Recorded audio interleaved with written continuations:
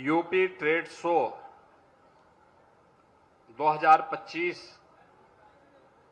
के स्वदेशी मेला में आज इस समारोह में उपस्थित केंद्रीय मंत्री श्री कमलेश पासवान जी, उत्तर प्रदेश सरकार के सूक्ष्म लघु मध्यम उद्यम विभाग के मंत्री श्री राकेश सचान जी, गोरखपुर के लोकप्रिय सांसद श्री रविकिशन शुक्ला जी, माननीय विधायकगण श्री विपिन सिंह जी, श्री प्रदीप शुक्ला जी, श्री फतेह बहादुर सिंह जी, श्री महेंद्र पाल सिंह जी, डॉक्टर विमलेश पासवान जी, श्री श्रवण निषाद जी, विधान परिषद सदस्य डॉक्टर धर्मेंद्र सिंह जी, क्षेत्रीय अध्यक्ष भारतीय जनता पार्टी श्री सहजानंद राय जी, जिला अध्यक्ष श्री जनार्दन तिवारी जी, महानगर संयोजक श्री राजेश गुप्ता जी, आज के इस यूपी ट्रेड फेयर में उपस्थित गोरखपुर के सभी नागरिक बंधुओं बहनों और ट्रेड फेयर में आए हुए प्रदेश भर के अलग अलग जनपदों के सभी युवा उद्यमी और महिला समूह से जुड़े हुए सभी बहनें और उपस्थित महानुभाव, दीपावली के पहले जब बाजार में चहल पहल है और पर्व और त्योहारों के पहले हर एक भारतीय के मन में ये भाव रहता है कि वह कुछ खरीद फरोख्त करेगा, उन स्थितियों के में उत्तर प्रदेश सरकार ने यह तय किया कि दीपावली के पहले 10 दिवसीय एक ट्रेड फेयर हर जनपद में लगाया जाएगा। और मुझे प्रसन्नता है कि सभी 75 के 75 जनपदों में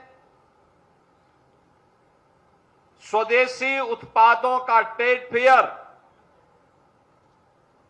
कल और आज में प्रारंभ हो रहा है और अगले 8-10 दिनों तक एवं संबंधित जनपदों में उत्तर प्रदेश से बनी हुई उत्पादों को आम जन के लिए उपलब्ध करने के लिए एक प्लेटफॉर्म उपलब्ध करवाएगा। मैं गोरखपुर के इस स्वदेशी मेला के लिए उत्तर प्रदेश के सूक्ष्म लघु मध्यम उद्यम विभाग को हृदय से धन्यवाद देते हुए जितने भी उद्यमी यहां पर आए हैं, महिला समूह से जुड़ी हुई बहनें यहां पर आई हैं, इन सब का मैं हृदय से अभिनंदन करता हूं। अभी सितंबर महीने में 25 सितंबर से 29 सितंबर के बीच उत्तर प्रदेश के ग्रेटर नोएडा में यूपी इंटरनेशनल ट्रेड शो का आयोजन हुआ था।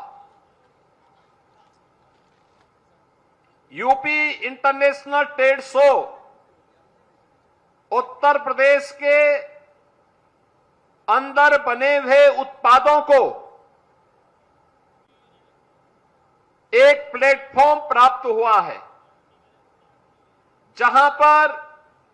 एक मंच के नीचे,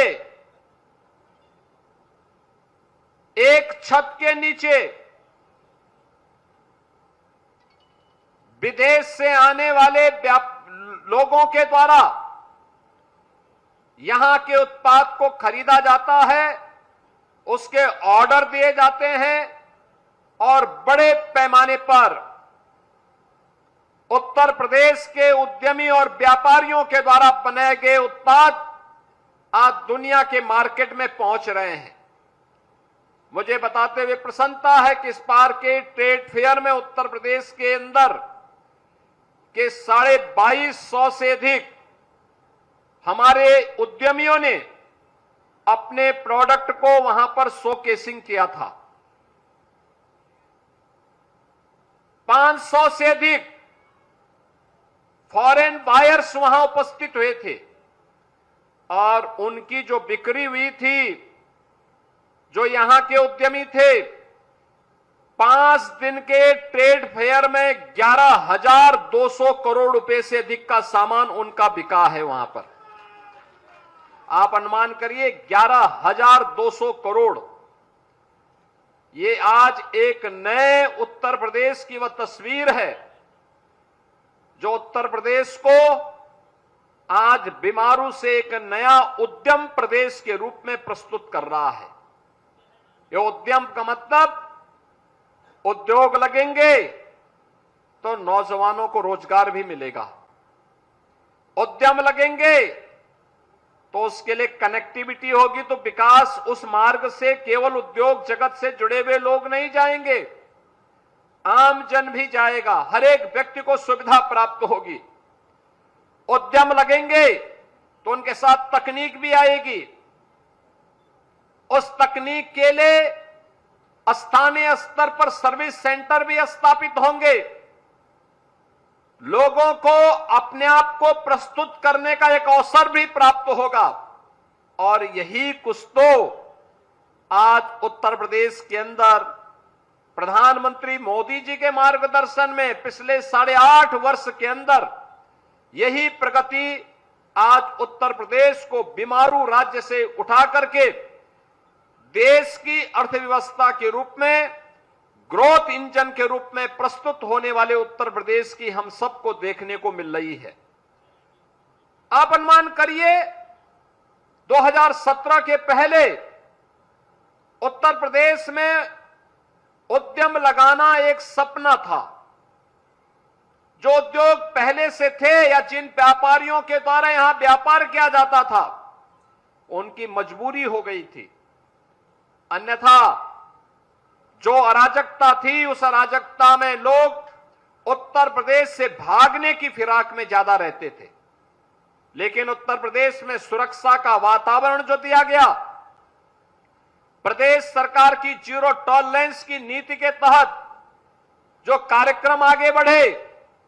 उसका परिणाम है कि सुरक्षा का माहौल मिला, सरकार ने नियमों में शिथिलता की, सरलीकरण किया, ईज ऑफ डूइंग बिजनेस को बेहतर किया। एमएसएमई सेक्टर में जो भी उद्यम लगाना चाहते हैं उनको 1000 दिनों तक यूनिट लगाने की पूरी छूट दी और कहा गया 1000 दिनों तक आप अपना एनओसी लेते रहिए, आप उद्यम लगा करके अपना प्रोडक्शन प्रारंभ करिए, आपको कोई परेशानी नहीं होगी। परिणाम है आज यही प्रदेश जहां पर कभी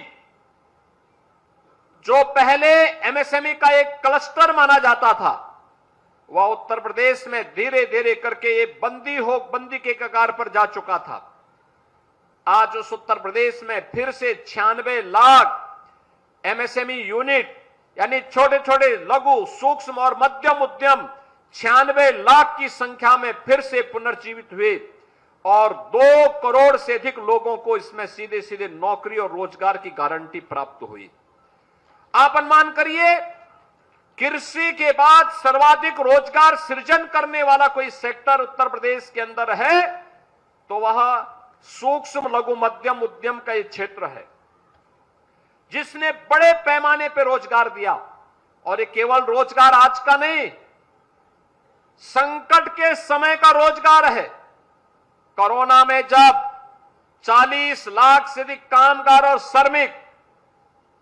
जो अन्य राज्यों में कार्य करते थे वापस उत्तर प्रदेश में आए, तो उस समय उत्तर प्रदेश के अंदर हम लोगों ने एमएसएमई सेक्टर का यह आह्वान किया था और मैंने उस समय कहा था कि कम से कम एक कारीगर को, एक हस्तशिल्पी को अपने यहां काम पे लगाइए। और मैं धन्यवाद दूंगा एमएसएमई यूनिट का, उन्होंने उस समय जहां भी कोई काम मांगने के लिए गया उन्होंने उसे रखा और परिणाम था उत्तर प्रदेश का 40 लाख कारीगर और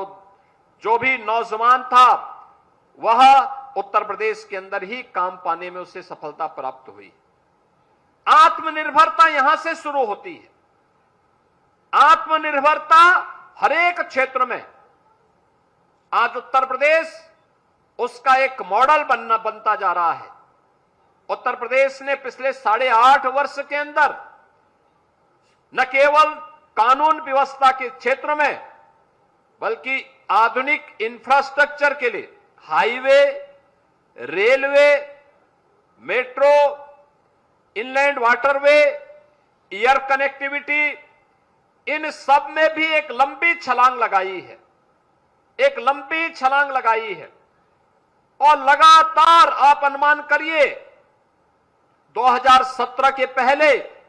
उत्तर प्रदेश में 2 एयरपोर्ट पूरी तरह क्रियाशील थे, वाराणसी और लखनऊ। गोरखपुर का एयरपोर्ट कभी कभी चलता था, आगरा भी साल में 2-4 बार चल लेता था। और आज उत्तर प्रदेश के अंदर 16 एयरपोर्ट कार्य कर रहे हैं, 16 एयरपोर्ट।